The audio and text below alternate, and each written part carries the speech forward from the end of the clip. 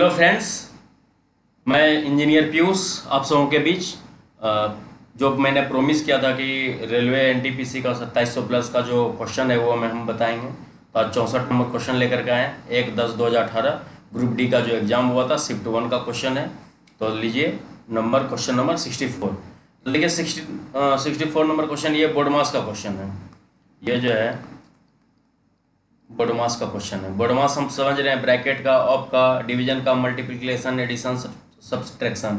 ठीक है। तो यहाँ पे देखिए रेकरिंग आ गया है। रेकरिंग इस सबसे आगे रहता है। अगर रेकरिंग किसी भी क्वेश्चन में रहे तो बोडोमास को पहले भूल जाइएगा। पहले रेकरिंग का काम होगा, उसके बाद बोडोमास का काम होगा। आप समझे? RBODMAS। तो ये रेकरिंग है मेरा। ये क्या है मेरा? रेकरिंग। रेकरिंग है मेरा, जिसको हम आवर्ती बोलते हैं, आवर्ती दशमलव या बार बोलते हैं इसको। समझे बात को?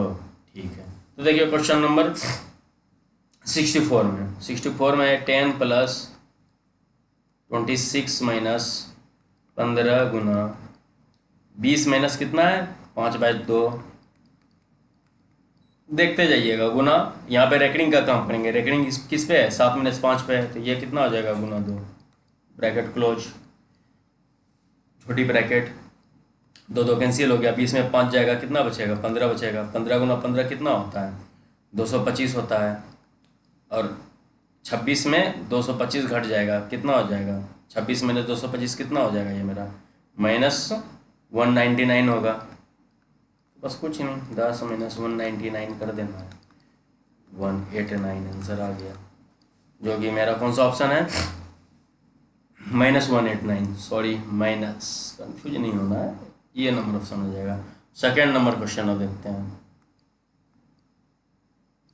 चलो, ये भी बोर्ड मास का क्वेश्चन है, डायरेक्ट बोर्ड मास का क्वेश्चन है। इसमें रेकरिंग सब तो है ही नहीं, तो इसको डायरेक्ट हम कर देते हैं। ये सब क्वेश्चन आप खुद से कर सकते हैं, फिर भी हम बता रहे हैं। ठीक है। तो लीजिए ये क्वेश्चन आपके सामने हाजिर है।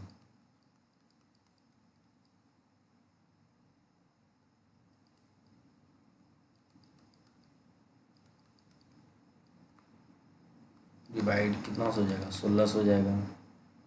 ब्रैकेट क्लोज कर दिए। 5 प्लस 1/7 गुना 14 पचे कितना होता है? 70 - 70 डिवाइड बाई कितना हो जाएगा? 16।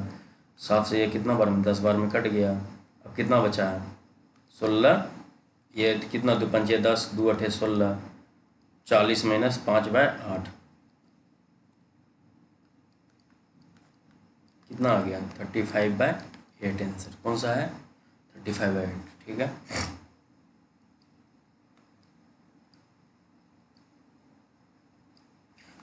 क्वेश्चन नंबर 66, बहुत ही अच्छा क्वेश्चन, लेकिन हम 2 सेकंड में बनाएंगे इसको। ये सब क्वेश्चन 2 सेकंड में ही बनना चाहिए, उसी के लायक है ये क्वेश्चन। ज़्यादा टाइम लगाना नहीं है। तो देखिए 8 मीटर ऊंचे एक प्लेटफॉर्म, ये एक 8 मीटर ऊंचा प्लेटफॉर्म ले लिया। ठीक है। बोल रहा है कि शीर्ष से एक टावर का उन्नयन कोण 30 डिग्री है। इसका शीर्ष से एक टावर का उन्नयन कोण 30 डिग्री है। तो उन्नयन कोण कहाँ से हो जाएगा? यहाँ से पाद बिंदु से 30 डिग्री है ये उन्नयन कोण। समझे बात को?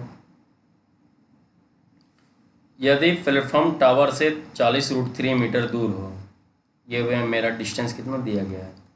40√3।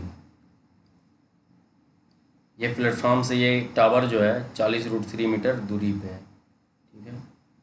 समझे बात को? तो टावर कितना ऊंचा होगा? इसका ऊंचाई पूछ रहा है कि कितना होगा। ये वाला ऊंचाई पूछ रहा है, ये वाला टोटल ऊंचाई पूछ रहा है कितना होगा। ठीक है। तो ये मेरा 8 दिया गया है। हम जानते हैं टेन 30 का मान कितना होता है? 1/√3 होता है। और 1/√3 ये क्या होता है मेरा? P/V, मतलब क्या होता है? लंब बटे आधार। लंब बटे आधार। सॉरी यार, ये तो डिलीट हो गया। फिर से चलो मैं बता रहा हूँ। लो देखो क्वेश्चन,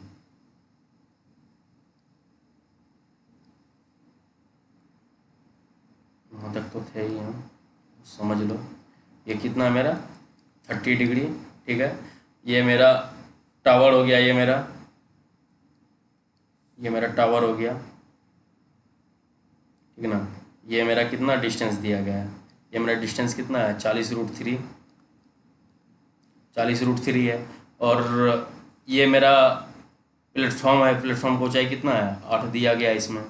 तो पूछता है टावर की ऊंचाई क्या होगा, ये टोटल ऊंचाई पूछ रहा है कितना होगा। समझे बात को। तो हम जानते हैं tan30 का मान कितना होता है 1/√3, कितना होता है ये p/b। इसको क्या लिख सकते हैं हम, लंब बटे कर्ण,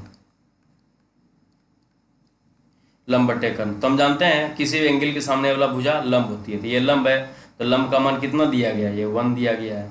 और कर्ण, और सॉरी लंब बटे आधार ना होता है, सॉरी लंब बटे आधार, और आधार मेरा कितना दिया गया है, मेरा √3 दिया गया है।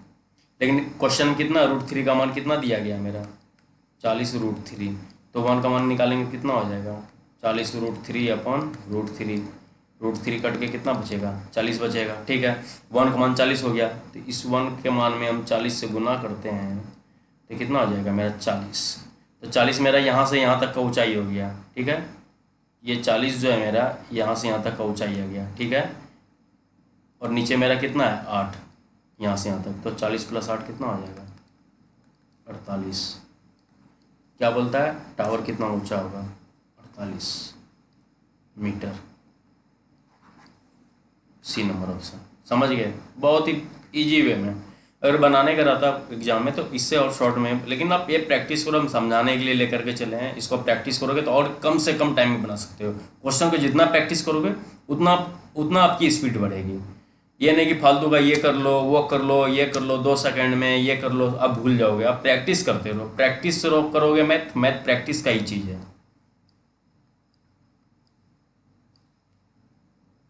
चलो क्वेश्चन नंबर, रोशन की वर्तमान आयु उषा की आयु के 2.5 गुना से 4 वर्ष कम है। तो उषा की आयु मान लेते हैं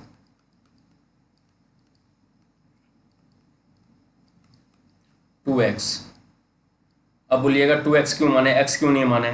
तो 2x इसलिए माने हम कि 2.5 गुना दिया गया, तो 2.5 से गुना करेंगे तो वो 5 डिजिट में आए, ना कि मेरा दशमलव में जाए, इसलिए हम 2 मान लिए। नहीं तो हम x भी मान सकते थे, x से भी मान के कर सकते हैं, लेकिन लेंदी हो जाएगा, इसलिए हम इजी वे में बताने के लिए 2x मान लिए, ठीक है।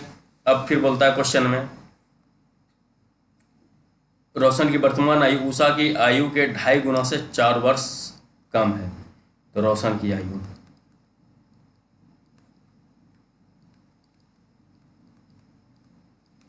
रोशन की आयु 2.5 गुना, 2x का 2.5 गुना से 4 कम है, तो कितना हो जाएगा 2.5 गुना 2 कितना हो जाएगा 5x - 4, ठीक है, निकाल लिया। अब क्वेश्चन में बोल रहा है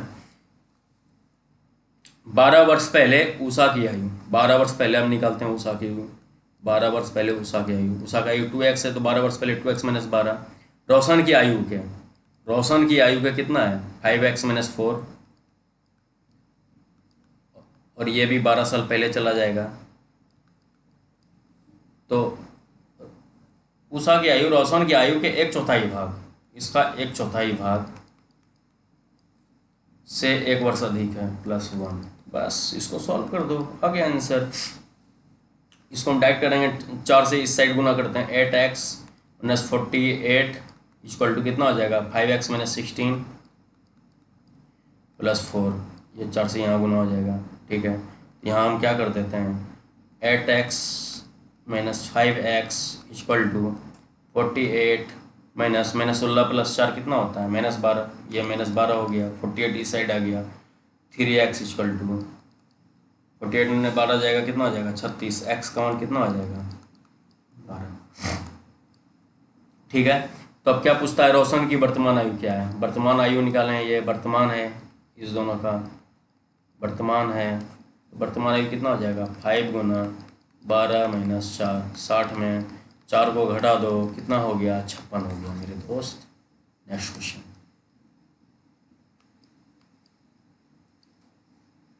फिर देखो ये बोर्ड मास का क्वेश्चन, चलो इसको भी करते हैं बोर्ड मास। चलो 23 - 6 × 12, ये कितना हो जाएगा 23 - 12 जोर 7 से 3 यहाँ भाग लग गया, यहाँ कितना हो गया 3, फिर ये गुना 3 हो गया, ठीक है, माइनस कितना हो जाएगा 8, प्लस 12 इक्वल टू क्या हो जाएगा? तो यहाँ पे क्या हो जाएगा? 23 में 12 जाएगा, कितना? 11 बचेगा। ये कितना हो गया? 9 हो गया। मैंने 8 प्लस 12 कितना होता है ये मेरा? तो ये हम डायरेक्ट कर देते हैं। 11 और 9 कितना होता है? 20। अब 20, ये 9 कितना है? 20। अब 20 प्लस 12 कितना होता है? 32। 32 में 8 घटा दो, डायरेक्ट हो जाएगा। Next question. इस क्वेश्चन को भी डायरेक्ट करना सीख लो। इस तरह का क्वेश्चन जब भी रहे a plus 1/a equal to √3 और तो निकालना है a Q plus 1/a Q का मान क्या होगा, तो ये मानते हैं x। तो इस तरह का क्वेश्चन जब भी रहती है इसको क्या करेंगे? x³ माइनस 3x करेंगे। इस पे रख देंगे तो डायरेक्ट मेरा क्वेश्चन आ जाएगा। तो x कितना है मेरा? √3 का क्यूब माइनस 3 गुना √3 कितना हो जाएगा? 3√3 माइनस 3√3 0। ठीक है, 0 कौन सा है? ये। ठीक है, एकदम स्पीड में, एकदम प्रैक्टिस करो मेरे दोस्त। प्रैक्टिस के बिना कुछ नहीं होगा। ये इस क्वेश्चन को जितना अपनाओगे उतना ज़्यादा आगे बढ़ोगे। मैथ प्रैक्टिस का ही, मैथ में बहुत टाइम लगेगा। टाइम क्या मतलब, समझ लो, बस प्रैक्टिस करते रहो। समझने वाला इंसान भी आजकल एग्जाम में नहीं बना करके आ पाता है। ठीक है, इसलिए आप प्रैक्टिस करते रहो। चलो क्वेश्चन नंबर 4 संख्याएं ए बी सी डी एक ऐसी है जिनका समग्र औसत 23 है। ठीक है, यह क्वेश्चन देख लो। ए बी सी डी ऐसी जिनका समग्र औसत a plus B plus C plus D upon 4 समग्र औसत पूछ रहा है। तो संख्या, तो टोटल संख्या कितना था इसमें? Plus B plus C plus D equal to कितना होगा? 20 के 80, 4 तिया 12 कितना हो जाएगा? 92 हो जाएगा। ठीक है, अब उसके बाद क्या दिया गया है क्वेश्चन में? Question number A plus B का औसत कितना है? 19.5। इसका निकालना है। टोटल कितना हो जाएगा? a प्लस बी बाई 2 का 19.5 हो गया। तो a प्लस बी का मान कितना हो जाएगा? 19 दूनी 38, 1 39 हो जाएगा। यह मान रख दिया हम, a प्लस बी का 39। c प्लस डी का मान पूछता है। c प्लस डी कितना हो जाएगा? 92 में 39 घटा दिया। तो 92 में 39 घटाएंगे तो कितना बचेगा? ये मेरा 53 बचेगा। लेकिन क्वेश्चन में बोल रहा है सी और डी का औसत क्या होगा। तो औसत कितना होता है? जितना संख्या होता है उससे हम डिवाइड करेंगे। तो सी प्लस डी, 2 संख्याएं, 2 से डिवाइड करेंगे तो कितना निकला? सी प्लस डी का मान 53/2 कितना आ जाएगा मेरा? 26.5। समझ गए बात को? इजी था।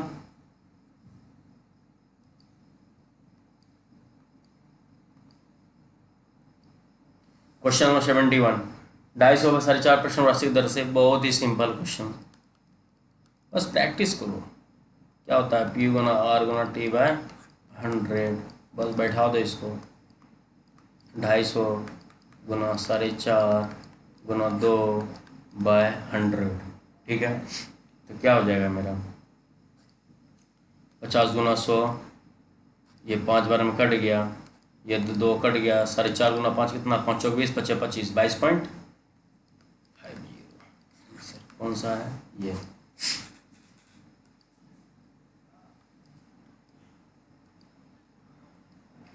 क्वेश्चन नंबर, एक थैले में नीली और लाल गेंद एक नियत अनुपात में है। नीली और लाल गेंद नियत अनुपात में। जब इसमें 84 लाल गेंदें थी। लाल गेंदें कितनी थी? 84। और नीली गेंद कितनी थी? 36। ये दोनों क्या है? अनुपात में है। ठीक है, फिर क्या हो जाता है? यदि नीली गेंदों की संख्या 54 है, नीली गेंदों की संख्या कितना हो जाता है? ये 54 हो जाता है। तो पूछता है तो थैले में कितनी लाल गेंदें थी? तो ये हम लाल गेंद x मान लिए। तो पूछता है कि ये कितनी थी x। तो कुछ नहीं, क्रॉस मल्टीप्लिकेशन गुना कर दो, आ जाएगा आंसर। देखते हैं क्या होता है। x गुना 36, 84 गुना 54, x का मान हो जाएगा मेरा 84 गुना 54 बटे 36। तो इसको हम कटा देते हैं। कितना से कटेगा? 9 छक्की 54, 9 चौक 36, 4 से 4 दूनी 8, 4 एक बार में 21 छक्के कितना होता है? 6 6 दूनी 12, 126। Option number D. Next question,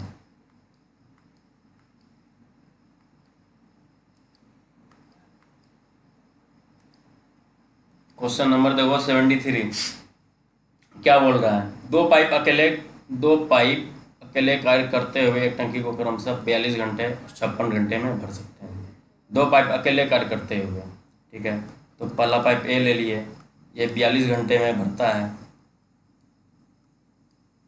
और बी 56 घंटे में भरता है, जबकि तीसरा पाइप भरी हुई टंकी को 32 घंटे में खाली कर सकता है।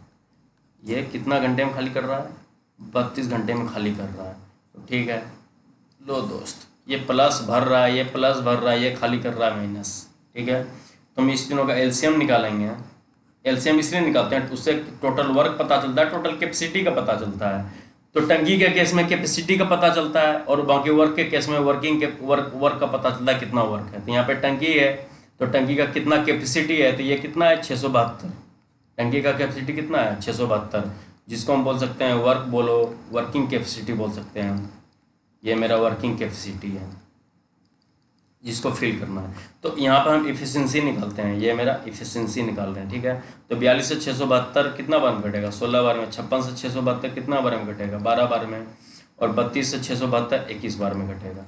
तीनों का इफिशिएंसी निकाल लिए, ए बी सी का। अब क्वेश्चन बोल रहा है तो टंकी को पूरी तरह भरने में कितना समय लगेगा? तो हम जानते हैं वर्किंग कैपेसिटी इक्वल टू होता है इफिशिएंसी इनटू टाइम।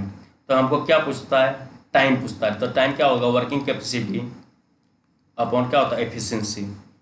तो टोटल तीनों जब चालू करेगा तो कितना होगा? तो तीनों को लेकर के चलें। वर्किंग कैपेसिटी मेरा कितना है? 672। तीनों को हम ले लेते हैं, कितना होगा? 16 प्लस 12, यहाँ पे माइनस 21 कर देंगे, क्योंकि ये माइनस ही है, क्योंकि खाली कर रहा है सी टंकी, सी मेरा खाली कर रहा है। ये मेरा डायरेक्ट आ जाएगा 672 अपॉन 16 12 कितना होता है? 28। 28 में 21 घट जाएगा, कितना बचेगा? 7। ये कितना हो गया मेरा? 96 घंटा, ठीक है। 96 घंटा, ठीक है ना। तो ये कितना हो जाएगा? कितना दिन होगा? 96 घंटा। तो 96 घंटा को अगर हम 24 से डिवाइड करेंगे तो 4 दिन हो जाएगा मेरा आंसर, क्योंकि एक दिन में 24 घंटे होते हैं, इसलिए हम 24 से डिवाइड कर दिए। हो गया, समझ गए? ये आंसर हो जाएगा डी।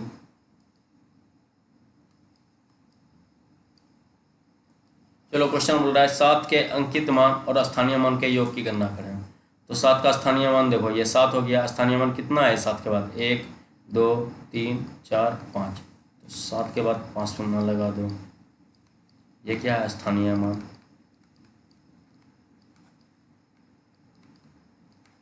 उसके बाद क्या बोलता है? 7 के अंकित मान। 7 का अंकित मान कितना है? ये सिर्फ 7 ही है। बोलता है योग, योग कितना हो जाएगा? 7। आंसर कौन सा है? Option number A.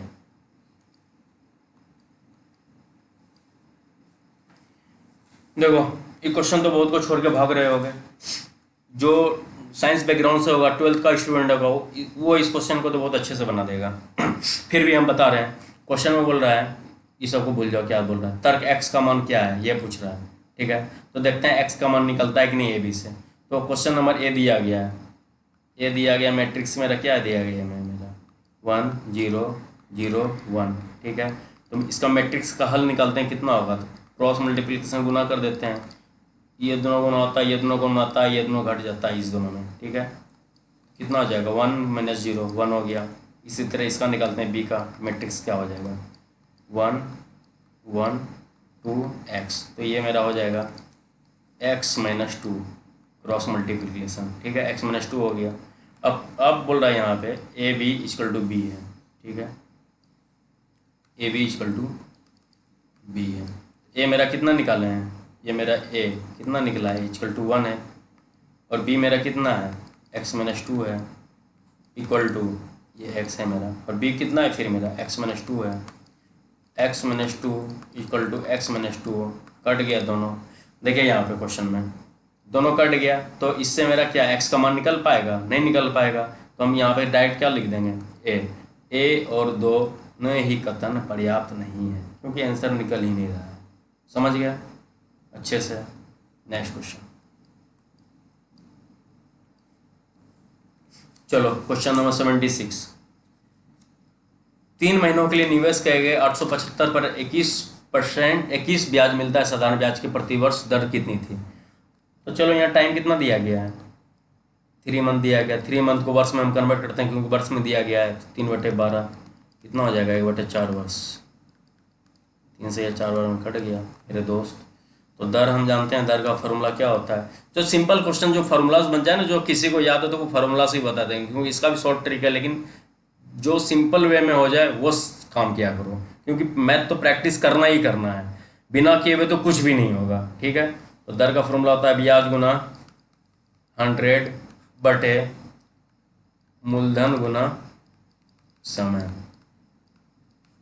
ठीक है, तो ब्याज मेरा कितना दिया गया है, ब्याज मेरा 21 है, गुना 100 बटे मूलधन कितना है मेरा 875 है, समय कितना है 1/4, इसको गुना करो 2500, 25 या 75, 75 12 कितना होता है, 25 में से 125, 35 बार में ये कट गया। ठीक है, अब ये देखो 7 या 21, 7 बचे 35, कितना बच गया, ये 4 मेरा ऊपर चल जाएगा, 4 गुना 3 गुना 4/5, 48 ये 5 9 45, ये 9.6% आंसर। कौन सा है, ऑप्शन नंबर बी। चलो नेक्स्ट क्वेश्चन।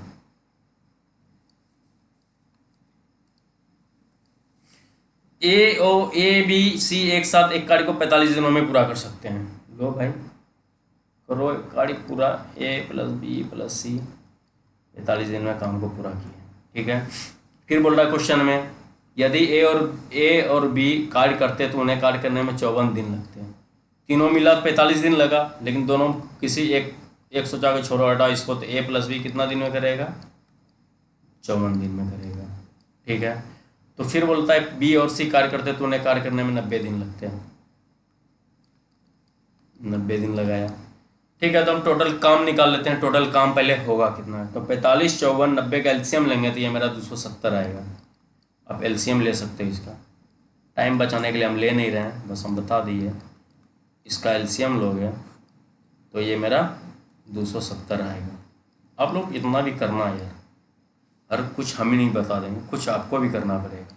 ठीक है, तो ये हम एफिशिएंसी निकालते हैं, इससे पहले हम बता चुके हैं, अब इसको हम डायरेक्ट करते हैं। तो 45 कितना बार में घटेगा, 6 बार में घटेगा, ये 5 बार में घटेगा, और ये कितना बार में घटेगा, 3 बार में घटेगा, 90 या 270। तो ये मेरा एफिशिएंसी दिया गया, ए प्लस बी प्लस सी का एफिशिएंसी 6 है, ए प्लस बी का 5 है, और बी प्लस सी का 3 है एफिशिएंसी। ठीक है, अब क्वेश्चन में बोल रहा है यदि बी ने अकेला कार्य किया तो उस कार्य को पूरा करने में कितने दिन का समय लगेगा। तो बी का एफिशिएंसी हमको निकालना है। तो देखिए क्वेश्चन में ए प्लस बी प्लस सी का एफिशिएंसी कितना दिया गया, मेरा 6 दिया गया है।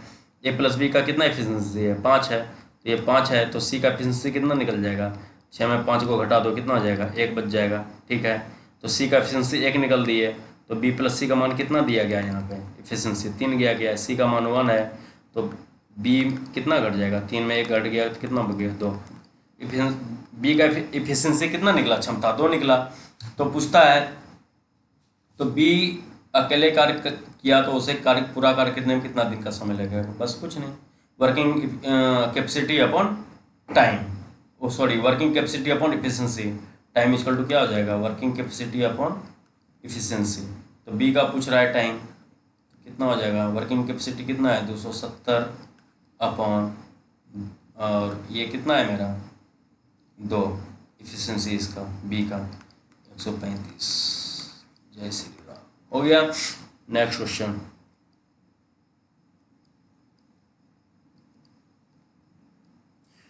चलो ये क्वेश्चन हम बता रहे हैं।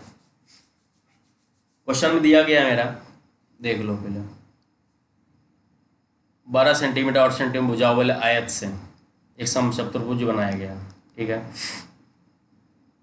तो जिसकी परिधि आयत की परिधि के समान थी। तो क्वेश्चन में दिया गया आयत की परिधि या परिमाप,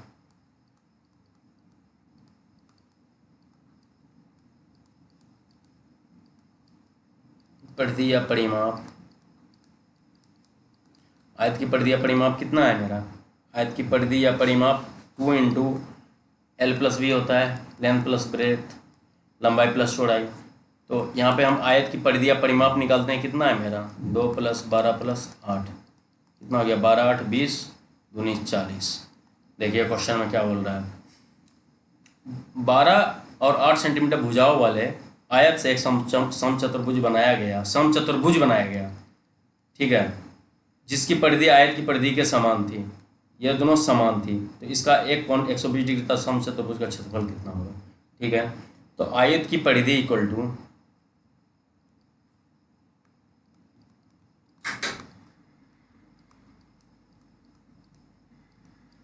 समचतुर्भुज की परिधि।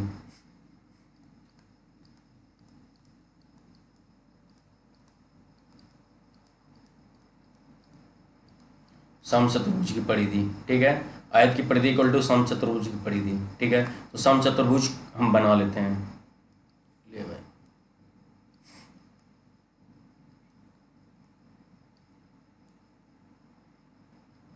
समचतुर्भुज बना लिए, तो ठीक है, तो एक कोण कितना है मेरा समचतुर्भुज में 120 डिग्री है। ले भाई बना दिए। अब देखिए क्वेश्चन में क्या बोल रहा है। तो आयत की परिधि समचतुर्भुज की परिधि के बराबर है और आयत की परिधि या परिमाप 40 निकालें, तो सब मेरा डिवाइड हो जाएगा भुजा 10 10 में, 10 10 10 में। और एक चीज़ और जान रहे हैं, एक कोण 120 डिग्री है और एक भुजा अगर हम मिलाते हैं यहाँ पे समचतुर्भुज में, तो ये मेरा दो समबाहु त्रिभुज हो जाएगा। ठीक है, क्योंकि ये भी भुजा मेरा कितना हो जाएगा 10 हो जाएगा, ये मेरा क्या हो जाएगा समबाहु त्रिभुज हो गया। एक समबाहु ये हो गया मेरा, एक मेरा ये संभव हो गया। वैसे भी देखिए ना, ये कटेगा 60 डिग्री का कौन, 60 डिग्री का कौन, ये भी 60 डिग्री का बनेगा, ये भी 60 डिग्री का बनेगा, सब 60 डिग्री का कौन बनेगा। समझ गए बात को। ठीक है, तो ये 180 डिग्री 180 टोटल 360 डिग्री, ये संभव हो गया, ये संभव त्रिभुज हो गया। ठीक है, तो कितना हो गया दो संभव त्रिभुज हो गया। तो दो संभव त्रिभुज हो गया, तो इसका हमको क्या पूछता है समचतुर्भुज का क्षेत्रफल क्या होगा। तो समचतुर्भुज का क्षेत्रफल निकलना है, तो दो संभव त्रिभुज को हम जोड़ देंगे तो क्या हो जाएगा समचतुर्भुज का क्षेत्रफल निकल जाएगा। तो दो संभव त्रिभुज बन रहा है, क्या बन रहा है दो समबाहु त्रिभुज बन रहा है। तो दो गुना दो समबाहु त्रिभुज √3/4 गुना भुजा स्क्वायर, फार्मूला होता है मेरे भाई, बस कुछ नहीं करना है, 2 गुना √3/4। अब भुजा कितना मेरा दिया गया है, मेरा 10 गुना 10, 10 गुना 10 कितना होता है 100, और 4 से कितना करो 25 बार में कट जाएगा, तो 25 गुनी 50 √3 सेंटीमीटर स्क्वायर में आ जाएगा। Option number C. समझ गए मेरे भाई, इससे ये कॉन्सेप्ट नहीं हो सकता। नेक्स्ट क्वेश्चन,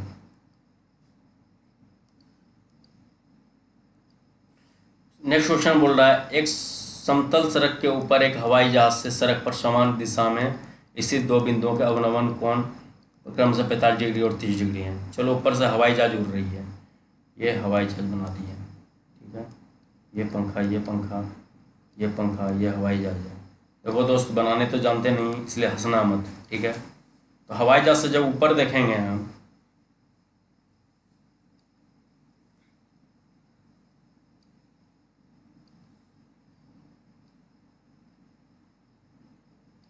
तो अवनमन कोण एक मेरा 30 डिग्री बन गया। उसके बाद फिर क्या बोलता है, और क्रमशः 30 डिग्री क्रमशः 45 डिग्री, सॉरी पहले 45 डिग्री बन गया मेरा, 45 डिग्री और 30 डिग्री है, 45 डिग्री और 30 डिग्री है। ठीक है, दोनों बिंदुओं के बीच की दूरी 1 मीली 1.61 किलोमीटर है। इसका डिस्टेंस कितना दिया गया मेरा 1.61 दिया गया है। इसको हम बाहर लिखते हैं, ये मेरा डिस्टेंस कितना दिया गया मेरा 1.61 दिया गया। ठीक है, तो भूमि से जहाज की लगभग दूरी कितने किलोमीटर में है ज्ञात करें। ये मेरा भूमि है, ये मेरा जहाज है, ये जहाज ही तो देख रहे हैं, तो ये किलोमीटर कितना है, ये डिस्टेंस पूछ रहा है कितना होगा।